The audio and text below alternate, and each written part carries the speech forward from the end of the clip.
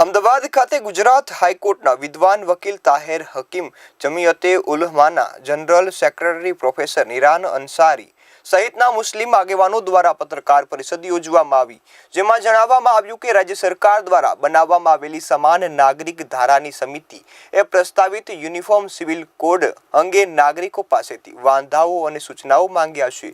જો કે સમાન નાગરિક ધારાની વાત જ ભારતીય બંધારણમાં આપવામાં આવેલા મૂળભૂત હકો, ખાસ કરીને ધર્મ, સંસ્કૃતિ અને વ્યક્તિગત કાયદાઓના રક્ષણ માટે એક ગંભીર ખતરો છે। યુસીસી કથિત સમાનતા લાદવા ધાર્મિક અને સાંસ્કૃતિક વિવિધતાની અવગણના કરે છે, તેમજ ધાર્મિક અને સાંસ્કૃતિક સ્વાતંત્ર્ય સાથેની બંધારણની ગેરંટી ઉલ્લંઘન કરે છે।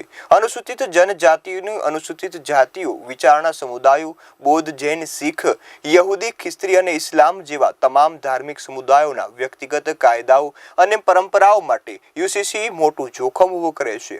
અમને આ સમિતિ સાથે કોઈ વાંધો નથી, કારણ કે જેમાં આરએસએસ સાથે સંબંધ ધરાવતા લોકો છે, જે અમને પસંદ નથી। यूनिफॉर्म सिविल कोड ये संविधान જે આર્ટિકલ 25 છે, જે મૂળભૂત અધિકાર છે, જેમાં ભારતના દરેક નાગરિકને પોતાના પસંદગીના ધર્મને પસંદ કરવાનો, તેના ઉપર આચરણ કરવાનું અને તેને પ્રચાર પ્રસાર કરવાનો જે અધિકાર આપવામાં આવ્યો છે, તે અધિકારનું સ્પષ્ટ ઉલ્લંઘન છે। એટલે અમે આનો વિરોધ કરી રહ્યા છીએ। કોઈ પણ સરકારને કોઈ કાયદો કે લાવવો હોય તો સૌથી પહેલાં એના જે લો કમિશન છે એની નિમણૂક કરે અને લો કમિશનને કહે કે ભાઈ તમે પબ્લિકના મંતવ્યો લઈને, લોકોના મંતવ્યો લઈને રિપોર્ટ આપો।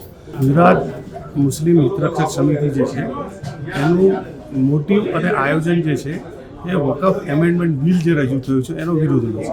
અમે કોઈપણ રીતે એને સમર્થન કરતા નથી અને જે રીતે બિલ આજે રજૂ થયું છે એ જેટલા સુધારા એ લોકોએ લઈને આવ્યા હતા 44, એ લગભગ મોટાભાગના સુધારા એમને એમ જ છે।